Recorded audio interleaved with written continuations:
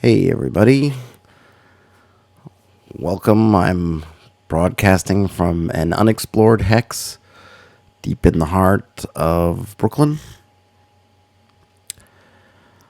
It's been a weird couple of weeks. So I tried to do a series a while back.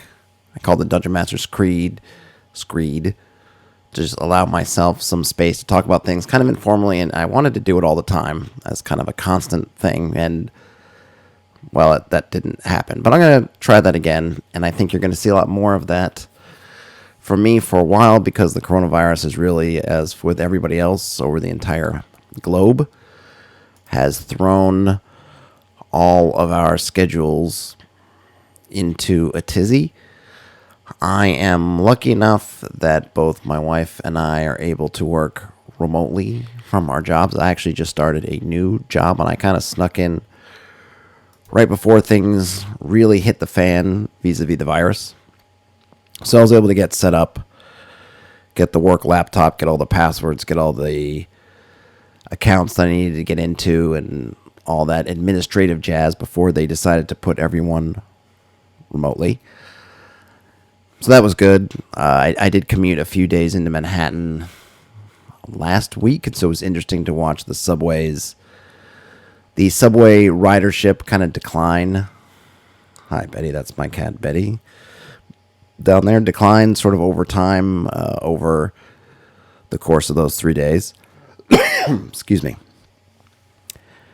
It's been very interesting talking to people, my mom and other people. I'm in New York City, and New York City has become sort of the epicenter. It has become the epicenter of the coronavirus in the States. And the news seems really terrible. They're sending hospital ships, and the counts of cases keeps going up. And sorry, that's my cat. One of my cats, Betty, that wants attention. She's very vocal about it. So if you hear a cat meowing or you see my hand wiggling around, that's me trying to give her a little bit of love. So you see all that stuff, and it seems really bad. So as someone who's living in sort of, I wouldn't say exactly ground zero. I'm in Brooklyn, not in Manhattan, which I always think of as sort of the ground zero of New York City, but it's not as bad. It's not as life altering as you may think. I think one of the things is that it has to do with the testing. The numbers are going up, of course, but that has as much to do with the fact that they're testing a bunch more people. I think there's just a ton of the virus that was out there. My wife's job, there was someone in her building that had the virus. I found out after the company that I'm at sent everybody home. They found somebody in one of their offices. I don't think it was the office that I was at that had the virus. I think they had said that they'd been kind of already self-quarantining, or that they hadn't been in the office when they were infected, but I'm not sure how they know that. But I think that a lot of the numbers, it's just the fact that there's so many people with this running around that you're not so much discovering new cases as you're discovering people who probably already had it. Maybe they were asymptomatic before. I'm sure there are people who had light symptoms or no symptoms and maybe will never get tested, but the numbers seem horrific. And, you see the kind of escape from New York or stay in New York memes and, memes from Mad Max. But being here, it's not that bad yet. But again, I'm in a good spot. There are a lot of people. I think the real impact is more on the people if you're in, entertainment. What do they call it? Hospitality. Been hit really, really hard. I'm really afraid for a lot of those people. I know that they're talking about different things to do. I don't know how much of that will be effective and when it will happen. And even if the people get taken care of, there are probably a lot of businesses that are going to have closed their doors and just won't open again.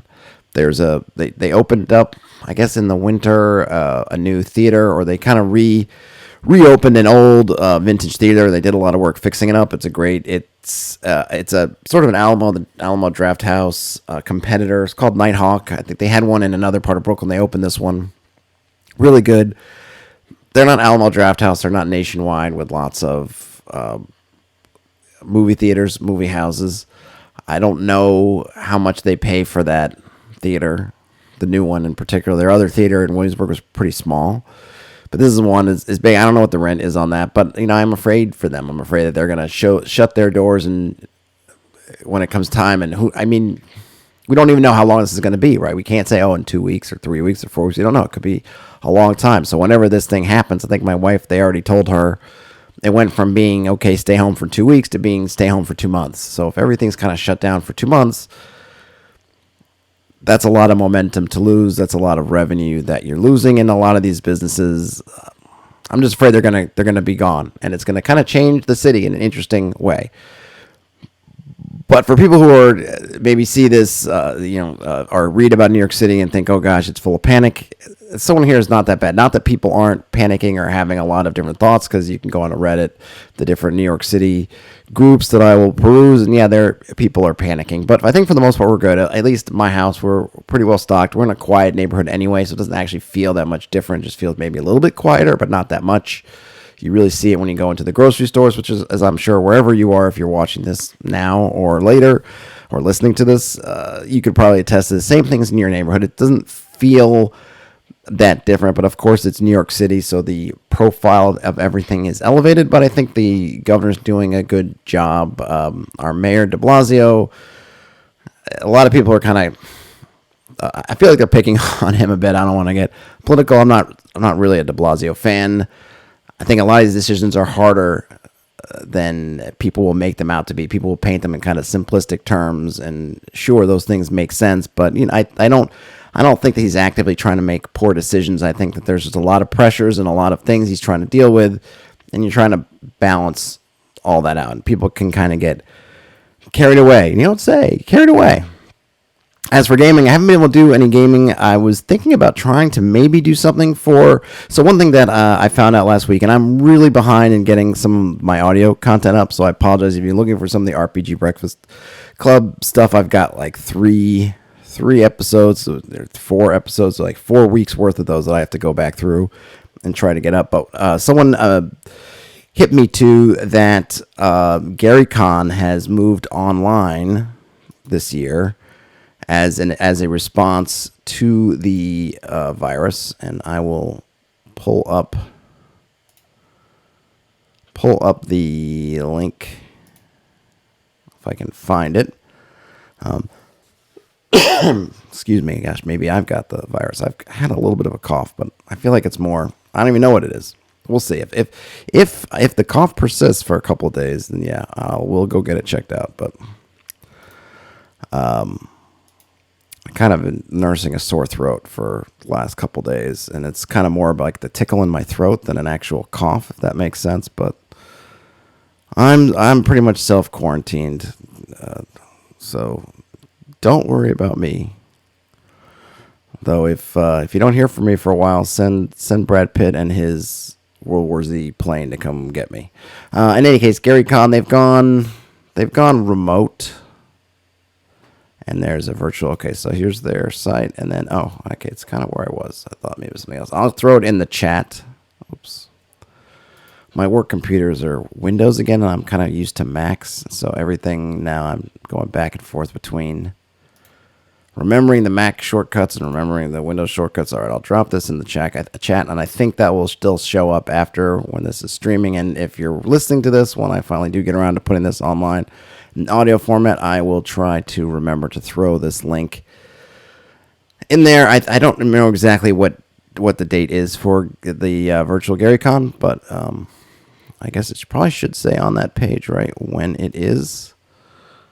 Let me switch back to that tab. It says, all right, so it's the 26th, 27th, 28th, and 29th of this month. So in a week or so, or less than a week. About a week. Yeah, because it says the 18th, so 7 days, 25th. So, yeah, a week from tomorrow. So starting next Thursday, Friday, Saturday, Sunday. If you are someone who wants to get your feet wet DMing, or you have something you want to DM, I think that there are lots of openings. I think they're looking for people to fill in time slots, and from what I understand, it's very easy to go through the process of getting a game on there. So I encourage you, help people get some gaming in.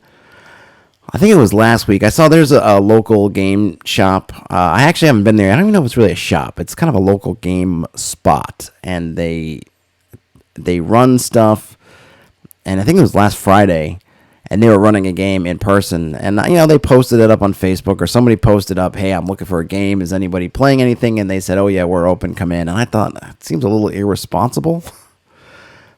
So, hey, look, if you can get your game online, do that. Obviously, I'm not going to preach to you about risks and things like that. Yeah, I know, Betty. I'll refill your dish when I'm done with this. You take the risks you feel good taking and take the precautions you feel like taking, but it seemed a little bit weird to me. So I thought, hey, take your games online. I made a video about that a long time ago. I think it was concentrating because I have not used Roll20 or what's the other one called? I haven't used Roll20 or any of that kind of virtual tabletop. I don't know why the other one I'm spacing out on the name, but I have not used either of those. But I'm sure they're good. I know they're free tiers, and I know they're paid tiers. I don't know if you have to be on a paid tier to DM or how that works. I was going to say, one of the things I went over more in that video, because I don't really have experience in Roll20 of those, is looking at Discord, which I have used. I was part of a game as a player on a Discord server, and I ran a campaign using a text-based forum-style game on Tavern Keeper. And there are other ones. I think Unseen Servant, I think, is another one. And there are all kinds of different forums that are gaming related. Will have sort of sub forums usually that you can use for games. And I think a lot of the different gaming Discord servers will have channels that you can use for games, or they're running them. And I encourage you, use those. Get your game on, but don't put yourself at risk, your family at risk, or other people. I think the big thing with the coronavirus and all this stuff is it's not just about you. It's about not even just about the people around you, but it's really about those people around the other people, right? So you go to a gaming thing and you think, oh, I'm fine, or I just got a sniffle, or I don't care, I'm young and I feel okay and I don't mind if I get sick. But you may be bringing the virus and exposing people, and maybe those people are young and they're like, I don't care either. But then they go home to their parents or their grandparents or people in their building. I have a lot of, this building that I live in with my family, there's a fair amount of older people in here. And it may very well be that it comes down to someone like me goes out and does something that we don't need to do and trucks that virus in here. And I open doors with the door handles, the door knobs, and then they come through and they do it, or it's on the banister of the stairs or the button of the elevator, and that's how someone gets sick, and that's how someone who isn't as healthy as we are and can't afford to get sick, that's when they get sick and they're in trouble. So, think about that, right? Don't just think about me or my family. Oh, me and my wife are young, or my girlfriend, or I'm by myself, or my roommates. It could be, all these tertiary people about that. So I encourage you to take a look at those different online gaming platforms, see if any of them will work. Obviously, Roll20 and Fantasy Grounds. The other one being Fantasy Grounds are very user friendly, and obviously they're all graphical and nice. I think Fantasy Grounds came out with a new version. I don't know, maybe it's still in beta, but I think it adds a lot of or it's supposed to. I haven't used it. Hey, Fantasy Grounds, if you feel like sending me a free something or other so I can check it out for a little bit, I would love to. But I think it adds the lighting and some of the kind of tricks that Roll20 has had for a while. You could put your games on there. I know that they have a thing, and it's just not good or bad. It is what it is, where you kind of have to rebuy a lot of the books digitally. So you could buy all the modules and core books. Maybe the core books are on there for free, or maybe it's just the stuff that's already the basic rules. I don't know, so I apologize. Hopefully I'm not disseminating too much misinformation about that, but you may have to rebuy materials that you're using, and I don't know what the options are for homebrewing. Maybe that's where the different membership levels or membership types, that's where they get you as far as what you can homebrew and put up there versus what you just have to take kind of the generic defaults that they have. I don't know. But it's a good time if you felt like, I wonder what it'd be like to run or play in a game on one of those things. It's going to be a good time. There's going to be, I'm sure if you don't have a game, it's great. It's going to be tons of games out there because I think a lot of people are in the same boat. I mean, right, everybody just about. I don't know where you have to be in the world that's not been touched by this. Everyone's going to be looking for games. Looking for games, watching TV. I just started watching The Kingdom today. I kind of had it on the background while I was working, and I watched a little bit more of it tonight. I'm really digging it. Just to give an elevator pitch, though it's slightly spoilery, but the pitch is basically that a sort of zombie apocalypse has been unleashed in medieval Korea. I'm pretty sure it's Korea. I don't know if they ever say a year. It seems to be in a medieval period. Obviously, there is a fantastic element to it because there is a zombie apocalypse happening, but it's not high magic wuxia style. It seems pretty grounded. It seems like if you took the more grounded parts of Game of Thrones with sort of a World War Z mix in, but then tamp down the more fantastic parts, right? So there's no, at least that's been revealed, there's no Night King, there's no dragons. Excuse me, there's that cough again. There's no Red Woman, that sort of thing. But you do have some of the politics. It's not as much in depth on the politics, and there may be stuff I've missed. In fact, I'm sure I've missed because I've had it on the background, and it is in Korean, so you have to read the subtitles. And there are just long periods of time when I just was doing other stuff, only glancing up momentarily that I'm sure I missed nuances of things. But that's the basic gist of it. But it's been good. I've been digging it a lot. I kind of wish that they would bring that over. They could really have some fun with it, kind of a amped up Black Plague. God, I've got a sneeze that's just on the tip of my nose, and it won't let me actually sneeze. But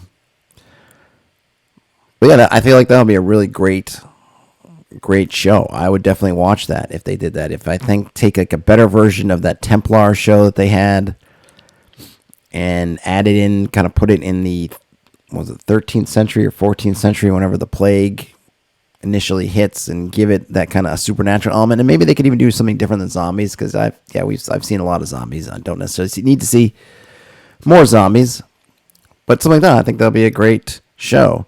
The Kingdom is very well done. It has a very, I feel like there's a very kind of stylistic way of acting, I think, of a lot of things over there, and it's definitely in that mold.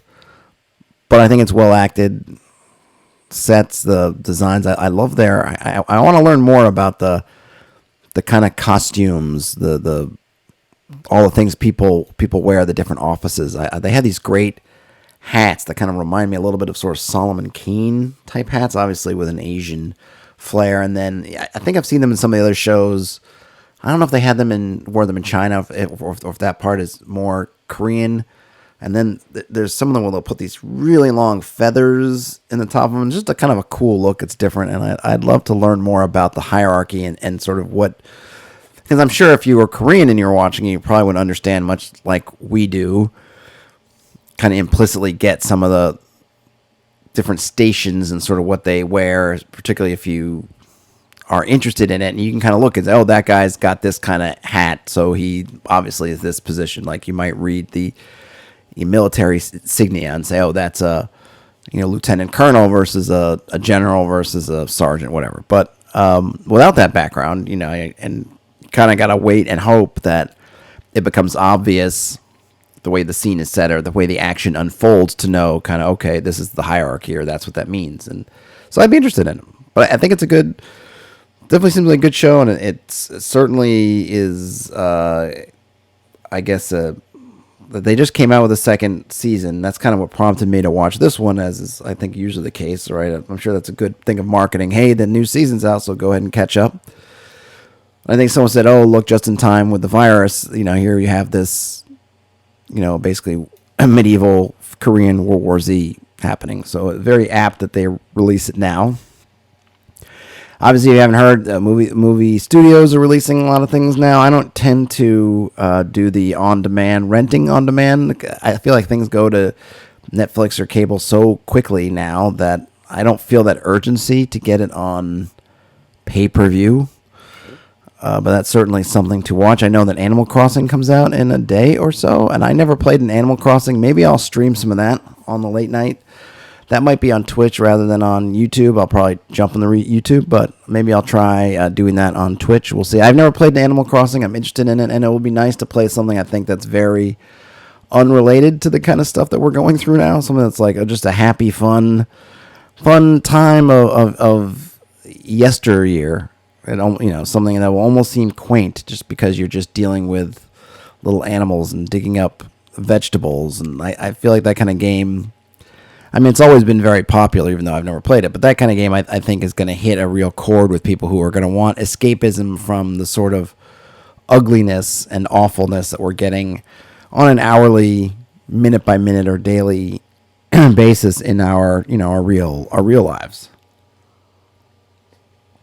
On a gaming level, I did think, I don't know, I'm sure it's been done before, kind of a plague setting, things to do with that. I know that people say in the 5th edition that, there's no point in having that because you just need some paladins or whatever with cure disease to run around curing disease. But I think there's a lot of ways around that. I don't think it's quite the win button, and it opens up some really interesting possibilities. If you have individuals who can cure diseases, they become very powerful resources, and people are going to want to control those resources.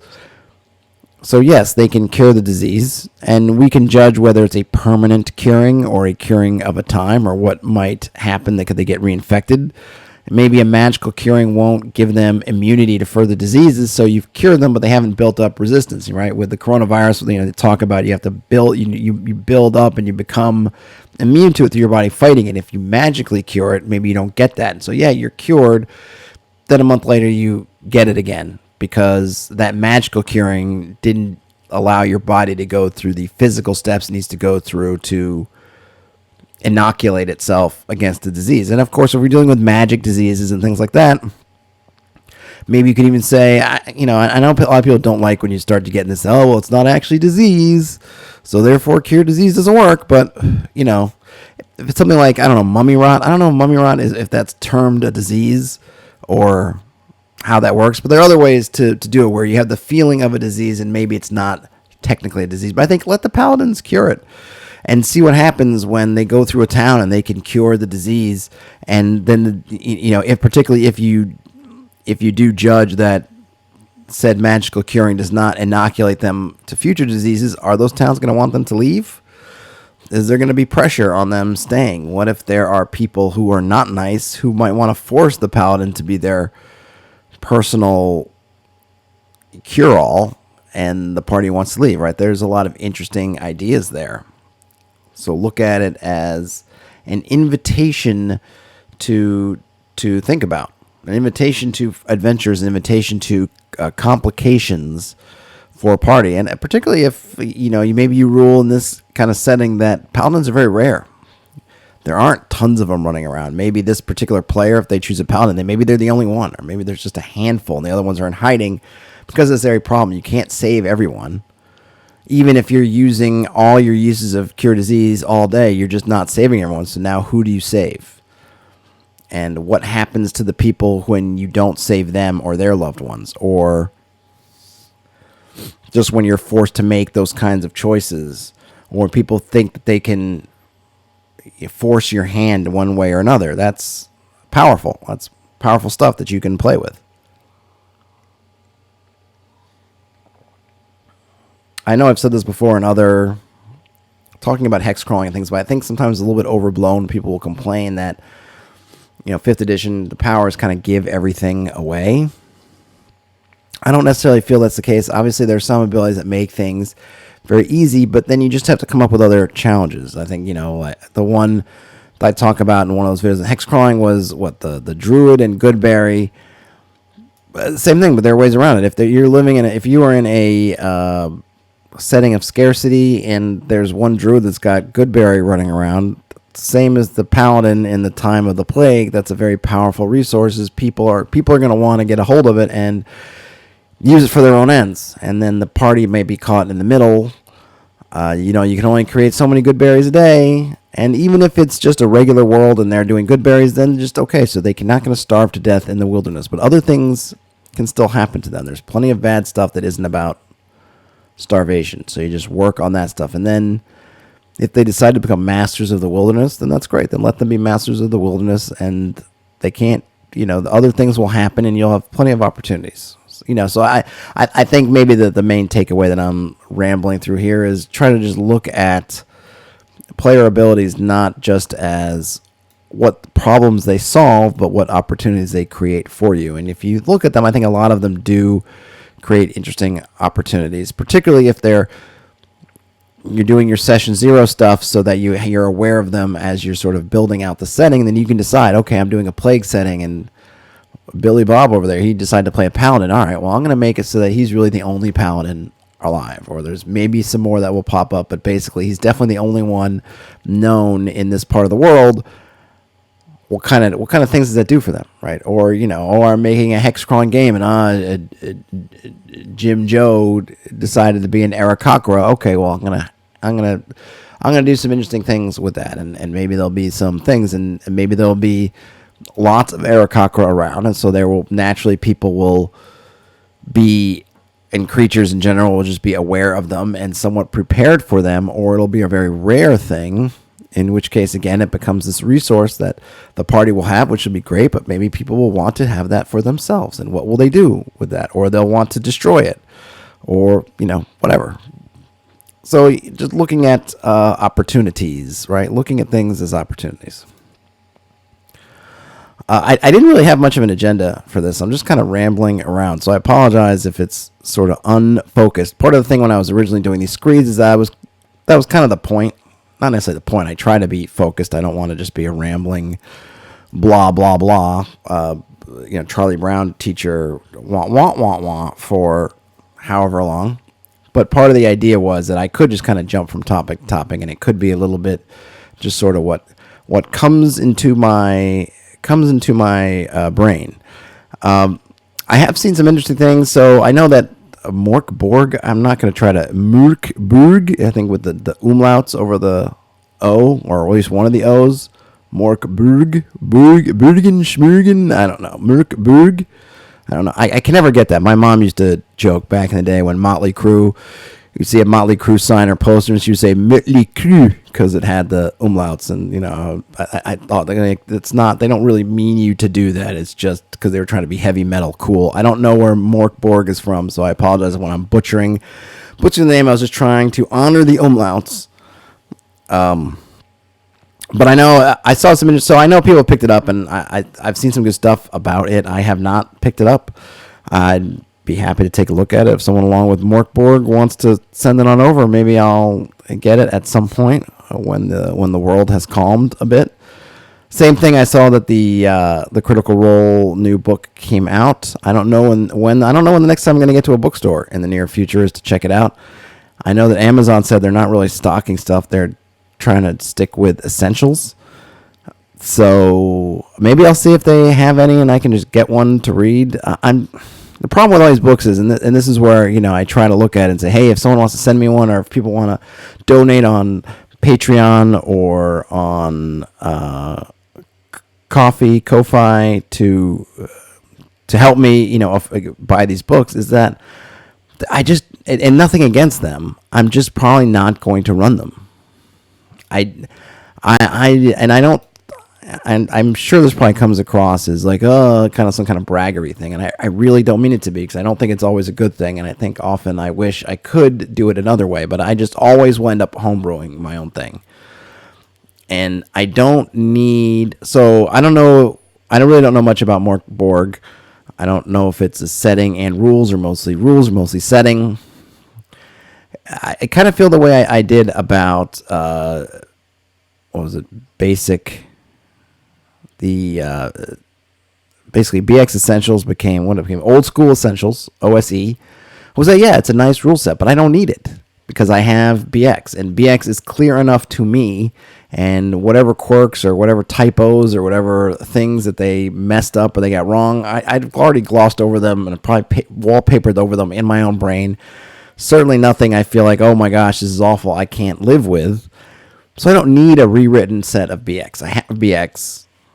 And you can see my walkthroughs of both of them. There's not a ton of differences there. That I'm sure they do clean some stuff because I didn't go through all the numbers, particularly when I went through BX. I don't really need it. I've got BX. It's a nice rule set. And I think if I was telling someone they want to get into it and they were going to pick up one now, maybe I'd say go get OSE, but I might just say, hey, go get BX because it's also kind of a history lesson as well as just a rule set. So it's good, but I don't need it. And so for Mork Borg, do I need another OSR rule set?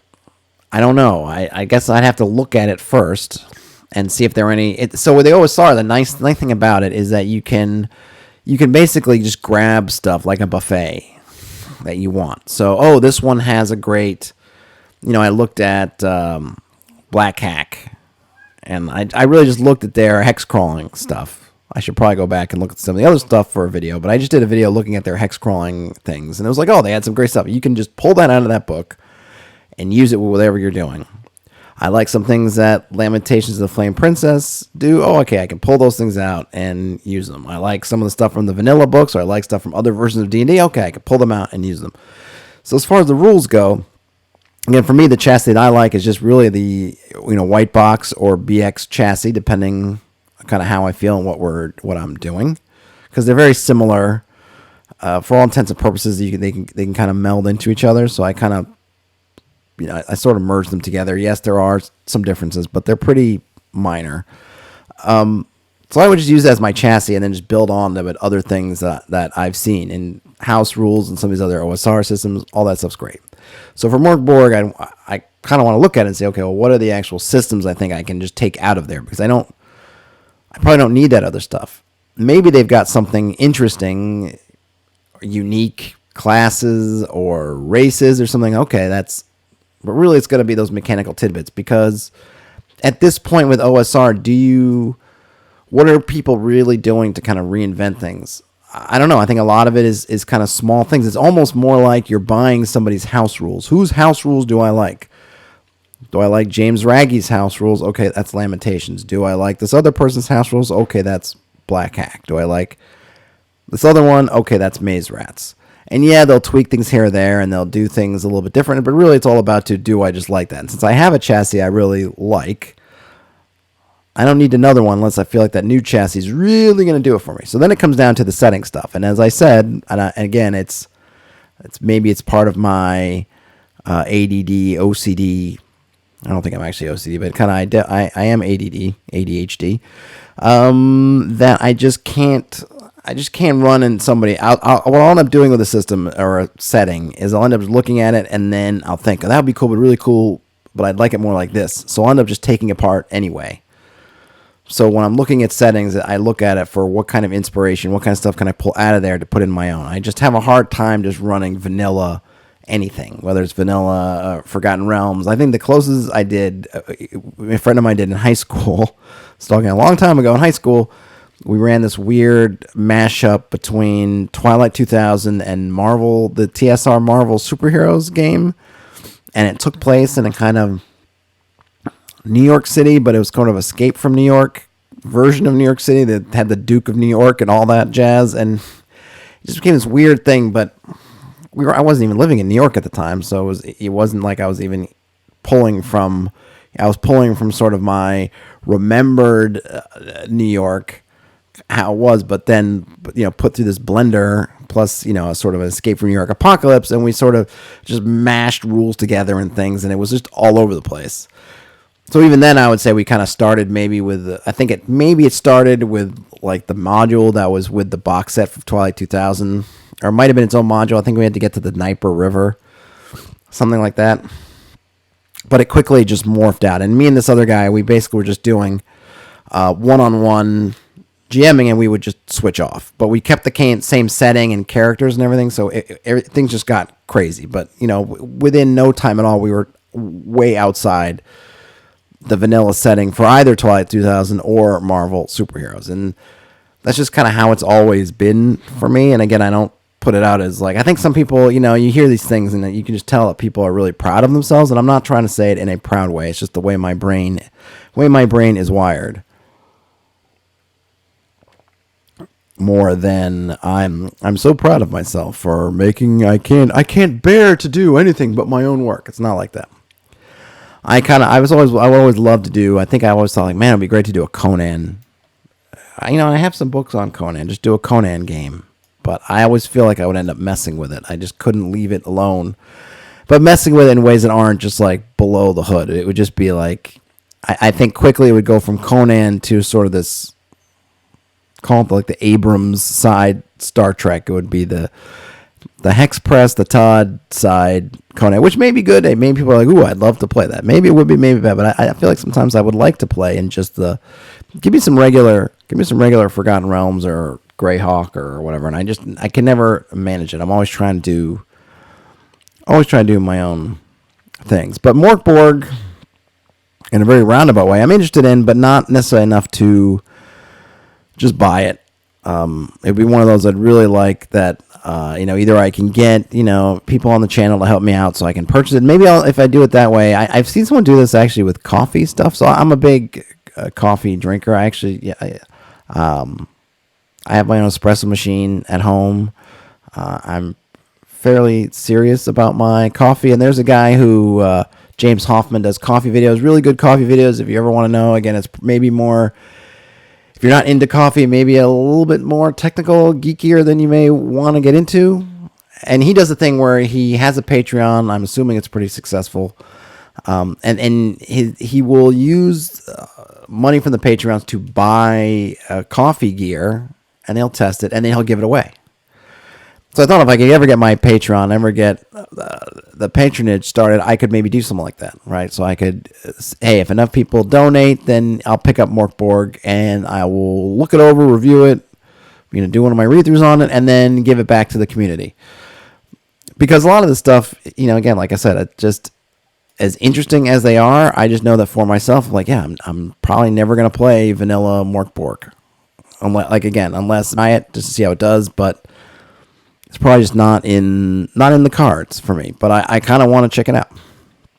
If there are other games you guys have seen, let me know, because I don't stay super hooked in. I certainly, I apologize if I've been silent. I'm not huge on the Twitters and stuff. I try to be somewhat active. You got part of it when you're a creator and you're sort of small. You're always got kind of one finger on the let me preach my links or my content to you kind of thing. So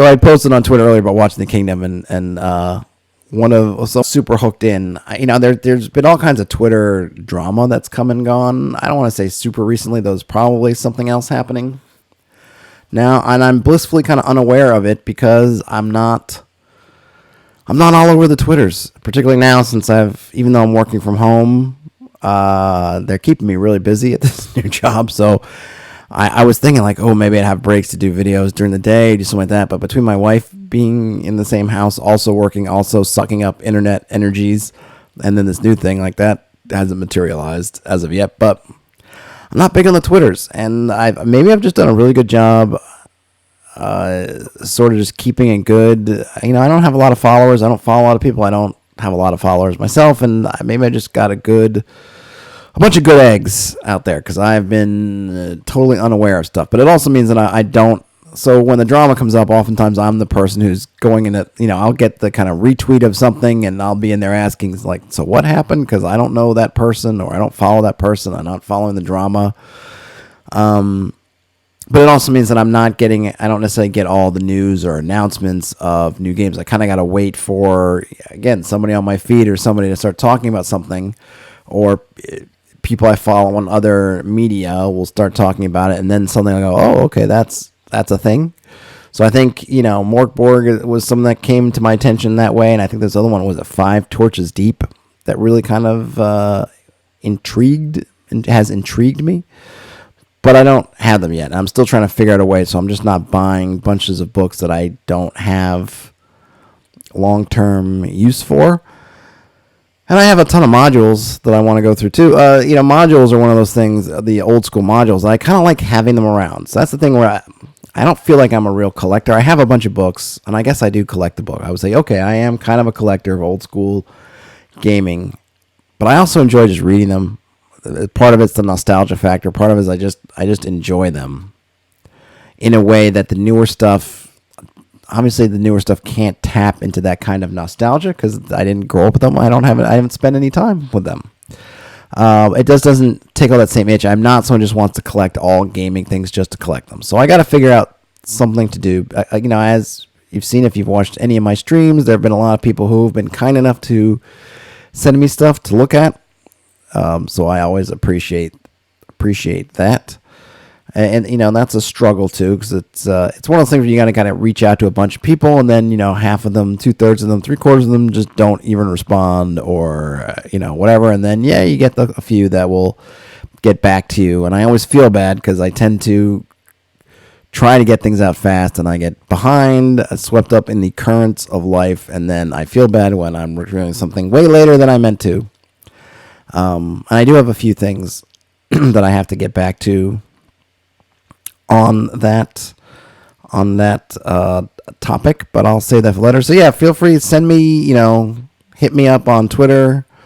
You can see the links in the video, or you can, at Hex Pressman, or on Facebook. And I'm one like on the Facebook page. If you feel like, I don't know how many people, I always feel weird. I always feel slightly guilty saying, hey, go to Facebook and check my page out. I actually post a lot of stuff from Reddit there, mostly maps. A lot of maps and interesting kind of battle maps and just general cartography stuff gets posted to Reddit, and I will post it to Facebook. So there's a pretty good gallery on there of stuff from Reddit if you're ever looking for either inspiration or just straight up maps that you can use for your home game. And of course I post stuff that I do up there. But I'm one like away from 100, which is kind of a little milestone that I've been shooting for. So if you feel like going and giving it a thumbs up, please do. Again, I was about to say I kind of feel weird talking about it just because I know that Facebook is way gone from being anything cool. And I know a lot of people are very proud. And frankly, I would too. The only thing that really keeps me on Facebook is, one, there actually is a pretty good, solid gaming community on Facebook. And because I am trying to promote myself and the content I made and the content that I want to make, I feel like I kind of want and have to have some kind of presence there. I just want to have somewhere where I can make more connections. And, again, I got to try to pimp myself where I can, and that is a spot where I can. So it's hard to kind of take that and just get rid of it. If I was not doing this and I was just myself, I probably would have gotten off of it ages ago. But my mom is on it, and a couple other people that it's kind of, that's where they get their information about sort of stuff that I do or things about me. It's kind of on Facebook. So it's kind of I kind of got a legacy relationship with it. I'm really much more active in the gaming groups. So I have an itch in the gaming groups on Facebook than anywhere else. I hardly ever touch any of those news feeds. But I will say that the gaming groups actually are pretty good. I mean, it's like anywhere else. There's good eggs, there's bad eggs, I always try to play those.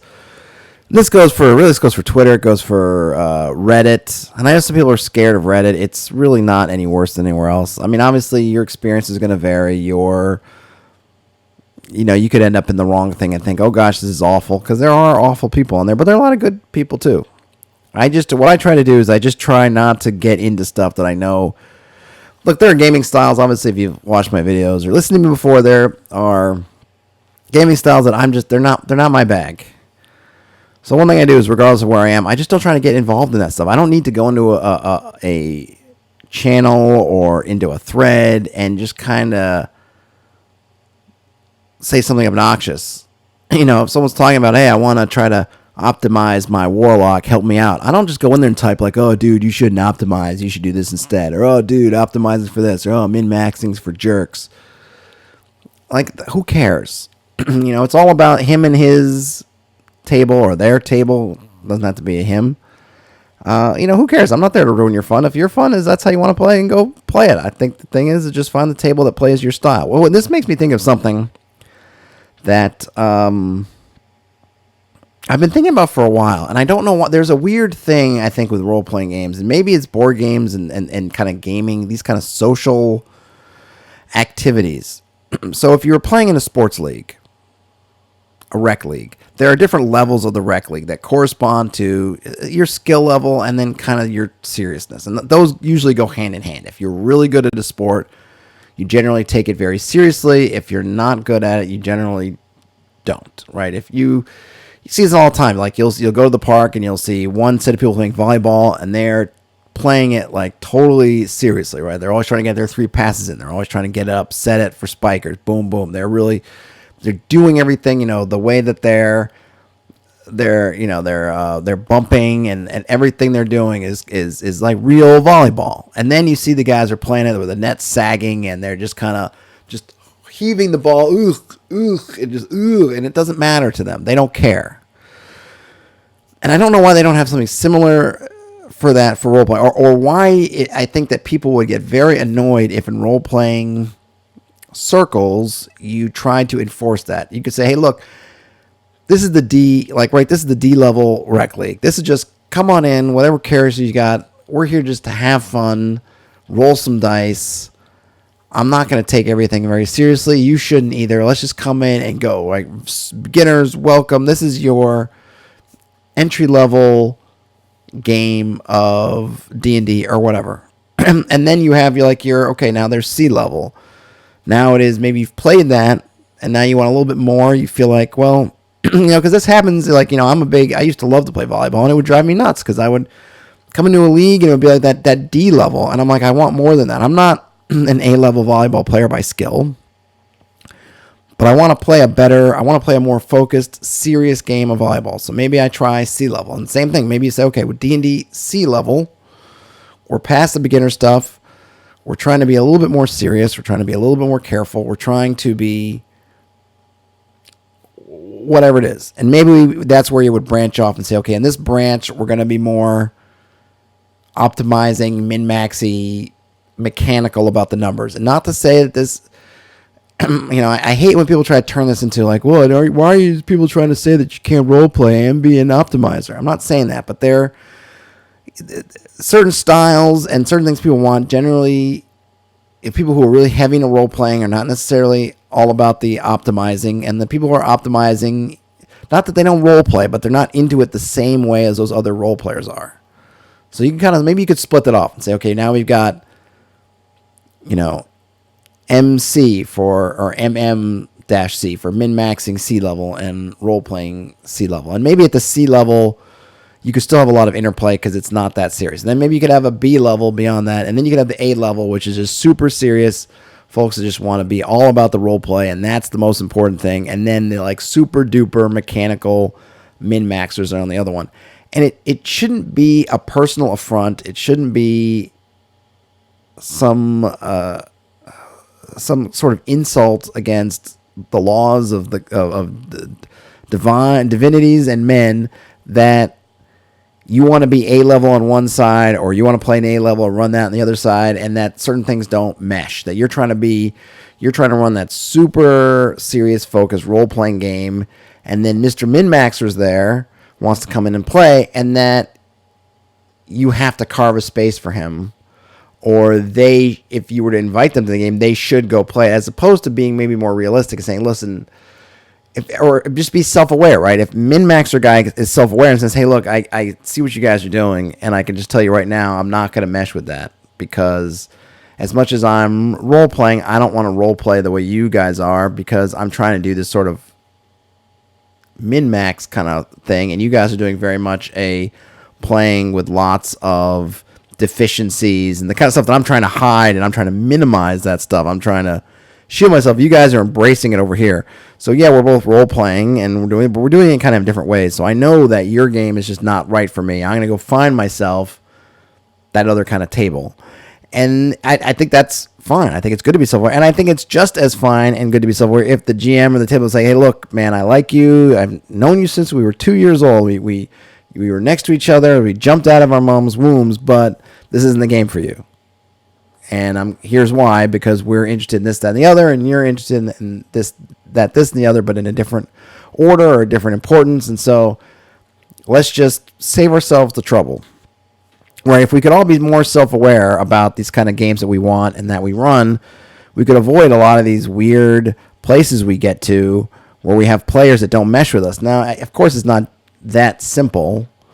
You got to be self-aware about it. Both people have to be self-aware about it to the point that if you don't know them already, that, you know, the heavy role-playing guy, super role-playing guy, or super min-max guy, optimizer guy, that they can communicate it. Because maybe you're meeting at a local gaming shop, or you're online at Roll20 or whatever, and you are not going to have a chance. You're not going to have a chance to really know what this player is like until they start playing. So you are really relying on them to be honest and say, hey, what kind of gamer are you? What kind of game are you looking for? And then you're going to know. That's that self-awareness, be able to know what kind of gamer they are, and then be willing, able, and ready to tell you, hey, I'm just going to throw it out there. I love to roleplay, but I am an optimizer. I'm going to min-max my guy as far as the rules allow, and that's just kind of what I like to play. But within that, I'm going to roleplay. But that's where I'm coming from. Is that cool with you? And then on the other side, GM's going to go, all right, I hear that, and I appreciate that. And either, yeah, that's good for the kind of game running, or, frankly, it's not. And be able to say, hey, no, sorry, but thanks for telling me, but unfortunately, this is not going to be the kind of game for you. That's just not how we roll over here. And I don't know why we can't figure that out in a way that makes sense. Because anytime you join, I don't know, what's one of the, I don't know if they're a national thing, but I guess it was Zog Sports is big in New York City. You know, you would sign up for kickball or these different sports, and they just have tiers. And you would just have to look at and know, you know, and have that awareness of which tier you want to be in and which tier you fit in. And sometimes there's some gray area, and sure, sometimes there's someone who should be on one tier and goes to another one, and then within a day or, you know, within a week or so of play, they've readjusted. Usually, they've either gone up to the tier or down to the tier or over to the one that suits them. But for some reason, it almost feels taboo to talk about that in role-playing games, and I don't know why. I think people take things too personally. I think they feel like it's got to be. I don't know, because I don't want to say you shouldn't be inclusive, but you can be inclusive as a role-playing community without every table having to be inclusive of things that are not going to work for that table. There's no point in being inclusive if that inclusivity is going to destroy your game. Better to be like, hey, this game doesn't work for you, but there's another game that is. Let me point that out to you, or let's go there, right? Because like in the Zog Sports, that kind of rec league sports model, there's not just one tier, you know, there's not just one kind of game of one tier. There's all those are in play. I don't know, just a rambling thought. A rambling thought for now, but it just occurred to me that why are we able to really talk about it well with sports and of that nature, and we're not able to talk about it with role-playing games? Is you just got to kind of find your lane and hit it, and right, and maybe we could get to a point where games could really advertise as far as what that lane is for them, and then players should be aware of what their lane is, and then the two meet up somewhere.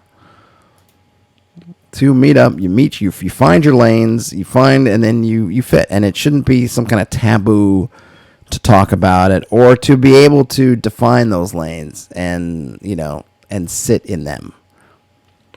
Something we can hope for, but, you know, certainly with. And I wonder what the experience is like. So one of the things that was interesting today, I had a couple of meetings. My company's all remote right now, as I've mentioned a couple times, and they use right now they're using WebEx. They've now incorporating Zoom, but I haven't had anybody actually try to host a meeting on Zoom yet. So everything's on WebEx. And today we had a meeting, and they exhorted us to use the computer audio. So to do kind of voice over IP, or, you know, just voice through your computer internet. And I was a bit hesitant because my wife was on a call at the same time, and I thought I don't have the best internet. I think actually the stream is probably coming in pretty well now because I think everyone's asleep but me in the building. The one benefit maybe of it being full of older people is, you know, it gets to be a certain period of night and all activity stops. just me and the mice. But WebEx's phones were all, I guess they're getting overloaded. So they said, hey, use your computer audio. So I wonder about Roll20. I guess maybe someone can say or let me know if the Roll20 and I don't know why Fantasy Grounds. I just keep spacing on Fantasy Grounds. I always want to call it like Treasure something. Like, why do I want to call it Treasure something? It's Fantasy Grounds. Fantasy Grounds, how they're doing with it. I know that I guess they don't have to. I always think of those services and I just equate them with people who stream their games. But I guess you don't have to. I've never really played in one, so I don't really know how most people are doing it. But I guess the same thing would go for Discord or whatever. I wonder what the traffic is like for all the different online communication services, because just everybody's on them. Business, leisure. Everybody's on them. So I guess they're bumping up their bandwidth or they're opening up the faucets a bit. That's one of those sneaky things. I know they've been talking about all kinds of stimulus things, but internet. I mean that. Obviously, there are different levels of need, and obviously the people who need their food and their lodgings and that stuff is paramount. But there's a whole other aspect of it, which is, are we pushing our internet to at least in different areas, to kind of its limits or beyond? Because everybody's going to be getting online. I mean, here I was during the day, and my wife and I were both doing audio video streaming. I think I had 8 or 9 people on the call that were all streaming in. She was probably on the phone with a handful of people as well, and that's just in our apartment. I don't know how many, there are a fair amount of retirees and such in our building, but there's also a lot of, regular working folk. So they're all working at home too. And I think there's been some weird stuff. And I don't know if this is happening in other cities, but there are some occupations that don't seem to be allowing their workers to work from home, even if they can. And I was looking at the New York City Reddit, and there were people who worked for law offices and accounting offices who were complaining that their bosses were basically telling them to come in the office, work as business as usual, when they could easily do their jobs from home. So I don't know, but there's obviously a lot of people who are hitting the internet. So I'm kind of curious what's going to happen with that. And if there would be ever, if I think I'm on Spectrum or Sprint, or I don't know, whomever would say, hey, we'll take off some of we'll lift everybody's bandwidth a bit to allow people to better work from home. It's certainly not it's a first world problem, I guess, as far as those things go. Because there are people who need help with money to either help with their small businesses, help with everything, right? People who are in the midst of getting evicted, but the evictions are put on hold, but it doesn't undo the process. There's a lot of people who are going to need a lot of help, and this is definitely small potatoes, but it's just one of those interesting things I think about. So I think I'm probably going to call it a night. I do need to get some sleep. Just to reiterate, I talked about this way at the front, but I'm here in New York, and whatever things you've heard, we're not quite living the World War Z nightmare escape from New York scenario yet. I think a lot of the numbers that are going up are just reflect the fact that we're testing a lot more now, and I think everybody, wherever you live, should probably just get ready for the more they test, the more they're going to find. And then all those thousands of cases they're finding now, they were there before. That stuff's been growing just unknown to all for a while now, and we're just catching up. So the numbers are going to seem kind of crazy, but in reality, I think they're tamping it down as well as can be expected. They're doing everything, short of this. There's been a little bit of a controversy, if you want to call it that, sort of with de Blasio saying something about doing a sort of shelter in place, kind of stay home unless you absolutely have to. I think it's kind of the French model, at least from what I understand of happening in France. And our governor, Cuomo, who's been all over the news lately, basically saying that's not going to happen. I don't know what's going to happen, but so far the supermarkets have been okay. everything is okay. Obviously, everyone is concerned, and obviously, everybody who has been in the most affected industries is super concerned. It's not like everything is wonderful, but I don't feel like I'm worse off here than I would have been if I was in Florida or Texas or anywhere else. I think New York City has 8 million people in there. So whatever the virus is going to do, is going to do a lot here. I mean, let's face it. I mean, we're not as densely packed as the biggest cities in the world, but we're still really pretty densely packed. And a lot of people use, I lived in Houston for a long time, and most people drive their car everywhere. So public transport's not going to be a big carrier of the virus because not that many people use it. Most people are driving. It's just going to be different. New York City, most people use the subway of some kind. So that stuff's going to be, coming and going. You have office buildings and you have everything else that are really stacked close, apartment buildings that are stacked close to each other, all that kind of stuff. So there's bound to be, if there was a good spot in the eastern seaboard for the virus to kind of blow up a bit, it was going to be in New York City. And, obviously there are other centers here, but New York was definitely going to be a big one. So I don't think it's shocking to me that it's become this epicenter that it has, but it can feel like from outside of it. Like I said, my mom called and she was like, "Oh my gosh, they're sending a hospital ship and the numbers are blowing up," and it just sounds crazy. And it is what it is, right? It's this new plague upon us, but it's all good. It's all good right now. It's all good, but just stay safe wherever you are. And hang in there. Get your gaming in wherever you can, hopefully online, just to save everybody the little bit that you can. Just play online. Try out World Trendy. Try out Fantasy Grounds. Discord will work. Tavern Keeper will work. Those are free. Get your game on. And I will try to get more of these out, which I promise I won't just ramble on for a while like I did tonight. I will try to be a little bit more focused, but they might come at odd hours. They might be more stuff that I'm doing on my phone just because it's handy and quick.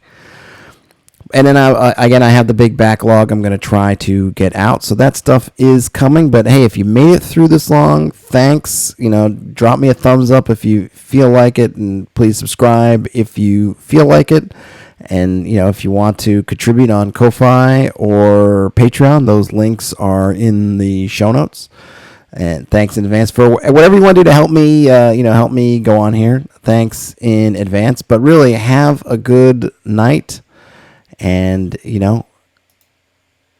if everything works out according to Hoyle, I will talk to you again soon. Ciao.